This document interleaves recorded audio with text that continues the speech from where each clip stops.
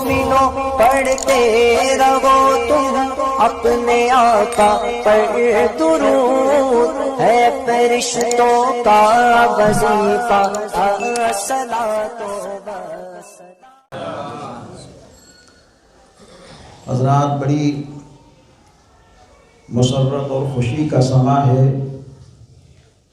کہ پوری دنیا کے اندر جہاں بھی عاشقان اولیاء، عاشقان خواجہ ہیں، اپنے اپنے طور پر ماہ رجب کے اندر عطائے رسول چمن فاطمہ کے مہکتے پھول خواجہ خواجگاں شاہ ہندوستان کا ذکر کرتے ہیں اور ان کی بارگاہ میں خراج کو پیش کرتے ہیں۔ اور یہ اصول ہم کو کسی کے تیار سے نہیں بلکہ امام احمد رضا کے بارگاہ سے ملتا نظر آ رہا ہے۔ جس دور میں لوگوں نے اولیاء کرام کی شان کو گھٹانا چاہا تھا، تو ہمارے اور آپ کے امام نے ہر چہار جانب پہرا دے کر بزرگوں کی شان کا پرچم لہرایا اور ہر ایک کو بتایا کہ مٹ گئے، مٹتے ہیں، مٹ جائیں گے اعداء تیرے، نہ مٹا ہے نہ مٹے گا کبھی چرچا تیرا۔ 810 سال کا عرصہ گزر گیا، پیارے خواجہ خواجگاں شاہ ہندوستان کا چرچا ہو رہا ہے اور انشاءاللہ صبح قیامت تک ہوتا رہے گا، اور میدان محشر میں ان اللہ والوں کا ایسا شہرہ اور چرچا ہوگا کہ دیوبند کا ملا دیکھ کر حیران ہوگا اور سنی عقیدے مند والا دیکھ کر کے مسکراتا نظر آئے گا۔ اور کیوں نہ ہو، کیونکہ ان پر کسی دنیا دار کا کرم نہیں ہے، آمنہ کے لال احمد مختار کا کرم ہے، اور جن پر احمد مختار کا کرم ہوتا ہے وہ زمین پر بھی چمکتا ہے، زمین میں جاتا ہے تب بھی چمکا کرتا ہے۔ زیادہ دور جانے کی ضرورت نہیں ہے، عطائے رسول خواجہ خواجگاں کو دیکھو۔ آپ کے والد محترم کا نام حضرت خواجہ سید غیاث الدین رحمۃ اللہ علیہ، اپنے وقت کے بڑے حافظ قرآن، اپنے وقت کے زبردست مفتی، اپنے وقت کے مرد علماء، اپنے وقت کے ایسے زبردست عاشق مصطفیٰ کی جب چلتے تھے تو بستی کے لوگ یہ کہتے تھے اگر کسی کو اللہ کا محبوب بندہ چلتا پھرتا دیکھنا ہو تو خواجہ غیاث الدین کو دیکھ لے۔ اور انہی کی زوجہ مکرمہ یعنی خواجہ خواجگاں کی والد محترمہ، جن کا نامی اسم گرامی حضرت ماہ نور ام الورا فاطمہ ثانی رضی اللہ تعالیٰ عنہ ہے، ان کی شان اور ان کی عظمت دیکھو۔ جب تک یہ دونوں ذاتیں زمین پر تھیں تو آسمان کے چاند سے بھی زیادہ چمکتی تھیں، آج زمین میں ہیں تو ان کے لال کے نام کے ساتھ ان دونوں کا نام بھی چمکتا ہے، کیونکہ انہوں نے چمک مانگی ہے تو کسی دنیا دار سے نہیں، اپنے پیارے جد کریم احمد مختار سے مانگی ہے۔ جبھی تو میرے امام نے اس منظر کو دیکھ کر کے کہا تھا بریلی کے نوری چٹائی پر بیٹھ کر کہ چمک تجھ سے پاتے ہیں سب پانے والے، میرا دل بھی چمکا دے چمکانے والے۔ حضرت خواجہ غیاث الدین رحمت اللہ تعالی علیہ اپنے والد کے وصال کے بعد اپنی ماں کی بڑی خدمت کرتے تھے۔ خدمت کا حال یہ تھا کہ ہر صبح و شام، ہر رات و دن، ہر لمحہ ماں کی خدمت میں اپنے آپ کو رکھا کرتے تھے خواجہ غیاث الدین۔ ایک دن ماں نے کہا بیٹا تو نے میری خدمت میں کہیں کوئی کمی نہیں کی ہے، مگر میری خوشی ایک بات میں پوشیدہ ہے اے غیاث الدین۔ پیارے خواجہ غیاث الدین نے کہا امی جان بتاؤ کون سی بات میں آپ کی خوشی پوشیدہ ہے؟ کہتی ہیں تو نے سب کچھ کیا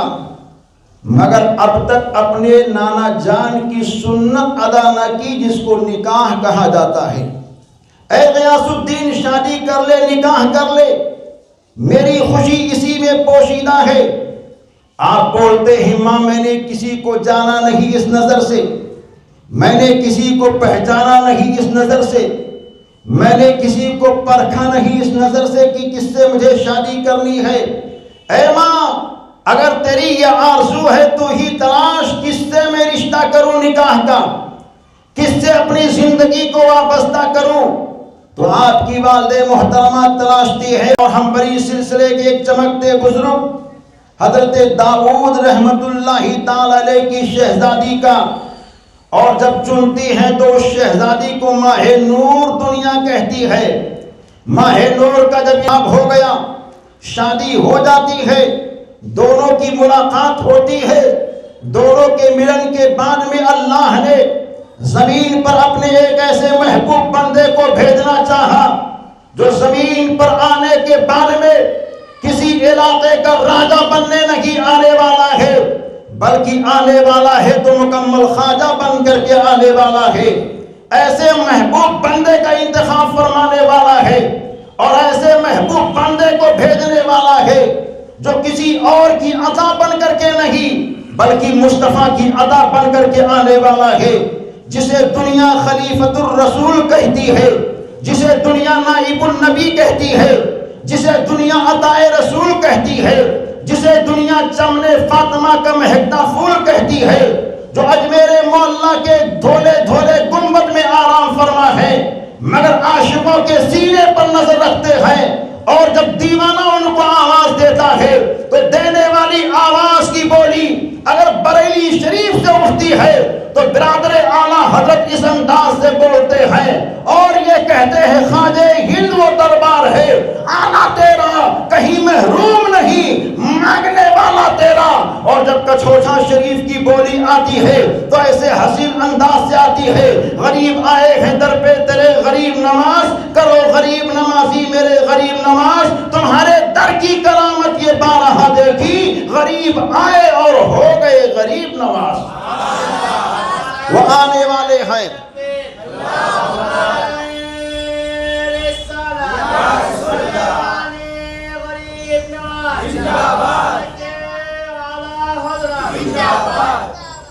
مسلک اعلیٰ حضرت یہی ہے کہ غریب نواز کا چرچا ہو، مسلک اعلیٰ حضرت یہی ہے کہ غوث اعظم کا چرچا ہو، مسلک اعلیٰ حضرت یہی ہے کہ بزرگوں کی باتیں ہو، مسلک اعلیٰ حضرت یہی ہے کہ شہید اعظم کا چرچا ہو، مسلک اعلیٰ حضرت یہی ہے کہ صحابہ کرام کا چرچا ہو، اور مسلک اعلیٰ حضرت تو یہی ہے کہ میرے امام بولتے ہیں انہیں جانا انہیں مانا، نہ رکھا غیر سے کام، للہ الحمد میں دنیا سے مسلمان گیا۔ آنے والے آ رہے ہیں، نکاح ہو چکا ہے حضرت خواجہ غیاث الدین رحمت اللہ تعالی علیہ کا حضرت ماہ نور ام الورا سے، دونوں کی ملاقات جب ہوتی ہے تو ایک ذات کا وجود آنے والا ہے جو معین الدین حسن بن کر کے چمکنے والا ہے، ماں کے شکم میں آ جاتے ہیں۔ اب آپ کی ماں بولتی ہے، یعنی پیارے خواجہ خواجگاہ کی ماں یہ کہتی ہے میرا لال جب میرے پیٹ کے اندر آیا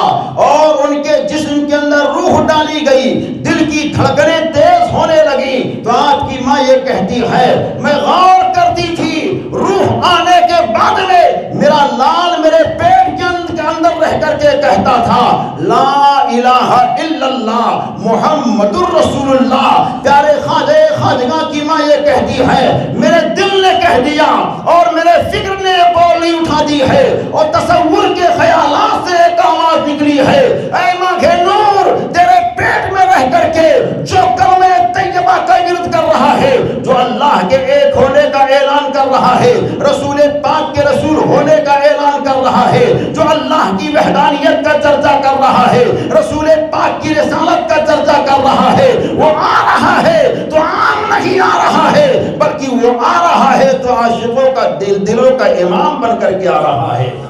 پیاری خواجہ نور ام الورا فاطمہ ثانی یہ کہتی ہیں میرا لال میرے پیٹ کے اندر تشریف فرما ہے، آواز آتی ہے جس میں اطہر سے کہ لا الہ الا اللہ محمد الرسول اللہ، یہ خواجہ شاہ ہندوستان ہے۔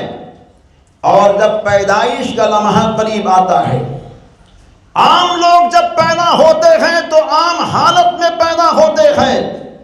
لیکن اللہ کے مخصوص بندے جب آتے ہیں تو کچھ نہ کچھ نشانیاں ظاہر ہو ہی جاتی ہیں۔